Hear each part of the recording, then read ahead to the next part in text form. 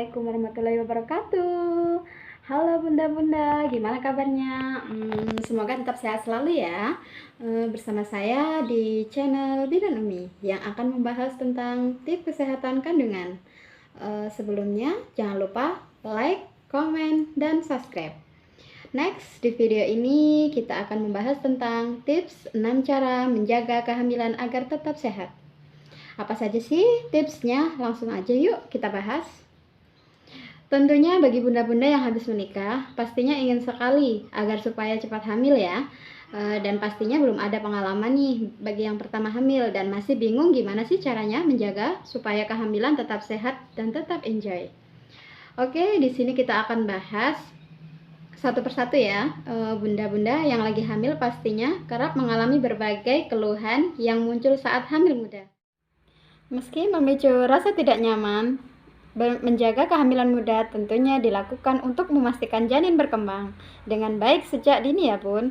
Untuk menghadapinya ada beberapa hal atau tips yang bunda bisa lakukan untuk menjaga kehamilan di usia muda. Apa saja sih? Yuk simak. Yang pertama, mengatasi berbagai keluhan saat hamil. Apa sih di sini yang dimaksud mengatasi berbagai keluhan saat hamil? Mengatasi berbagai keluhan saat hamil, perubahan yang umumnya terjadi ya bun saat hamil muda yaitu mual dan muntah di pagi hari atau disebut dengan morning sick, nyeri payudara, sering buang air kecil, mudah lelah, pusing, serta keinginan makan sesuatu di luar kebiasaan atau yang disebut dengan ngidam.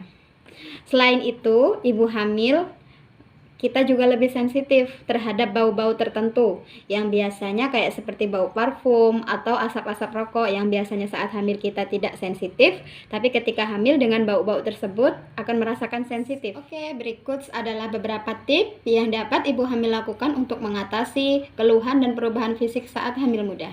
Apa saja sih? Di antaranya yaitu untuk meredakan gejala mual dan muntah, ibu hamil dapat mengonsumsi makanan dengan porsi sedikit atau porsi kecil tetapi lebih sering. Jadi yang dimaksud di sini contoh. Jadi kita nggak harus sehari makan 3 kali ya, dikit-dikit dengan porsi kecil tapi sesering mungkin. Yang penting kita merasa kenyang, nyaman, dan jenis makanannya pun nggak harus makanan berat ya. Bisa juga makanan ringan seperti cemil-cemilan. Pokoknya yang penting membuat kita nyaman dan nggak memicu rasa mual muntah. Jangan lupa tetap minum air putih perbanyak mungkin supaya menghindari rasa lemas dan supaya tidak terjadi dehidrasi. Oke, next yang kedua, untuk mencegah sembelit saat hamil muda, yaitu berbanyak konsumsi serat dan cairan, serta olahraga ringan. Dimaksud dengan olahraga ringan apa sih? Tentunya buat ibu hamil nggak mungkin ya kita mau lari-lari, mau angkat-angkat gitu. Yang dimaksud dengan olahraga ringan yaitu dengan cara jalan di pagi hari, bisa di sore hari. Yang ketiga yaitu untuk mengatasi sering buang air kecil, yaitu batasi konsumsi kopi, teh, dan soda karena dapat meningkatkan produksi urin dan membuat Anda sering buang air kecil. Selain itu juga penting bagi ibu hamil untuk tidak menahan buang air kecil. Karena apa? Karena bisa membuat otot dasar panggul melemah. Jadi yang dimaksud untuk mengatasi sering buang air kecil tersebut membatasi konsumsi teh, kopi, dan soda. Karena teh, kopi, dan soda, minuman-minuman yang mengandung soda juga dapat meningkatkan produksi urin. Jadi kalau ibu hamil muda, kita harus bisa membatasi minum-minuman tersebut seperti kopi, teh, soda. Di sini maksudnya bukan berarti tidak boleh mengkonsumsi kopi maupun teh ya. Boleh, tapi sedikit mungkin dan jangan sesering mungkin. Selanjutnya yang keempat, untuk menghindari pusing sering terjadi di usia hamil muda.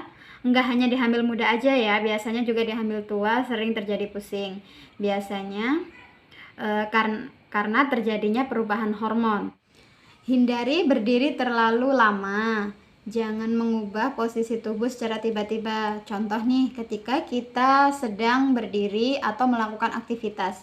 Jika kita berdiri jangan terlalu lama-lama.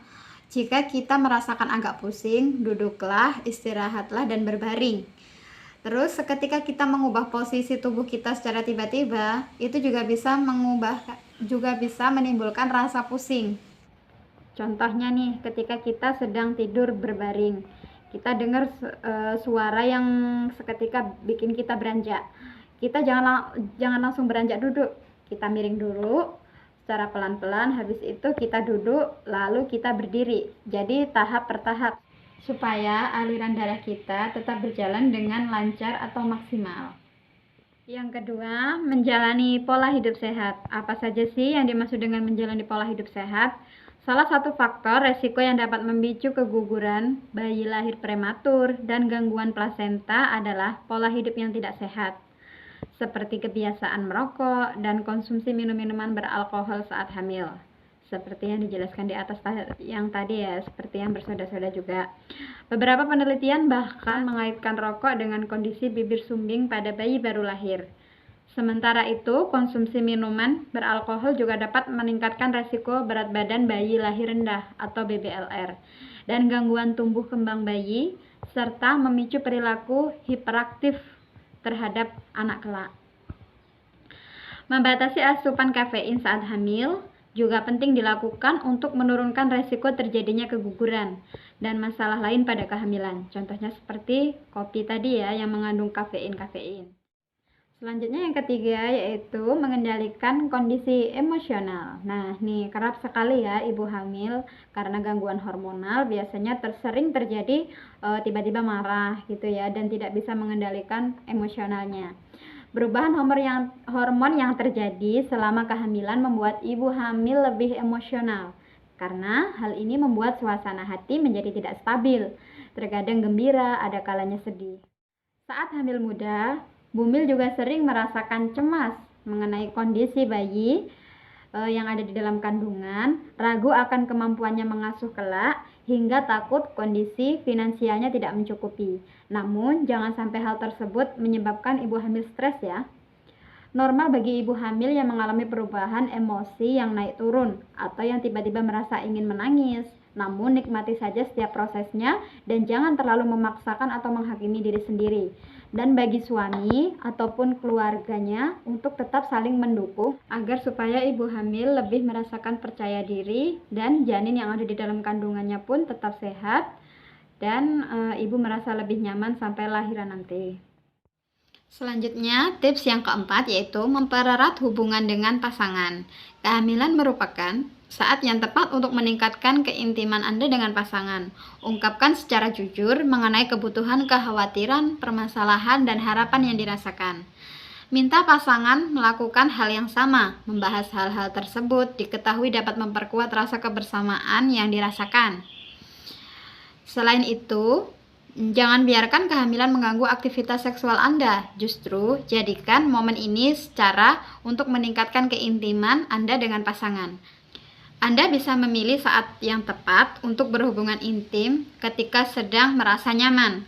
Tapi ingat ya, ketika hamil muda, jangan sesering mungkin melakukan hubungan seksual ataupun intim dengan suami. Karena jika hamil muda sering melakukan hubungan suami istri ataupun seksual, bisa memicu terjadinya keguguran ataupun abortus.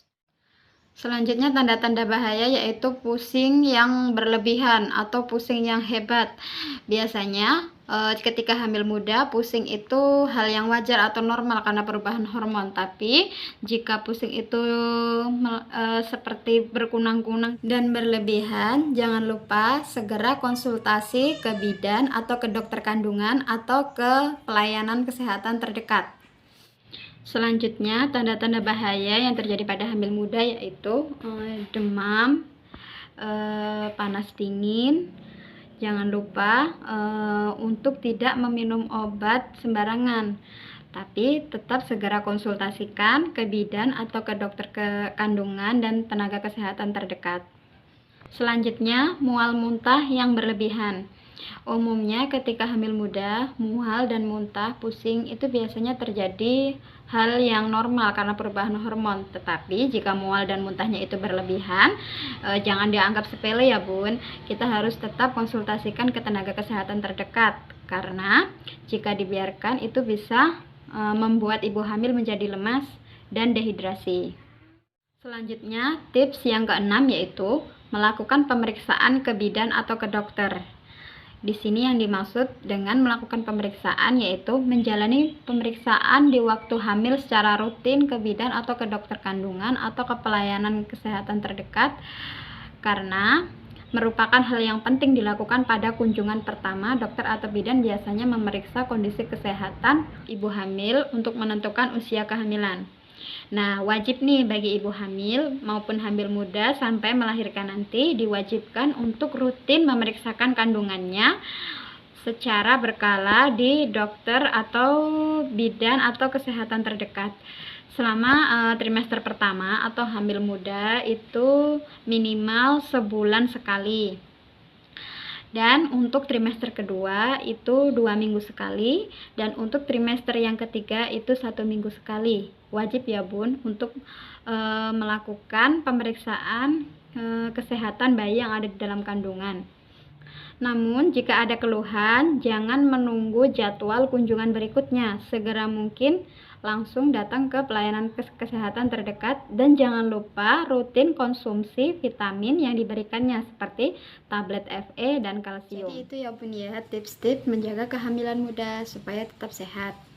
Semoga bermanfaat bagi bunda-bunda semua. Jangan lupa share, like, dan subscribe. Semoga bunda-bunda tetap sehat selalu sampai lahiran nanti. Sekian dari saya, sampai jumpa lagi. Wassalamualaikum warahmatullahi wabarakatuh.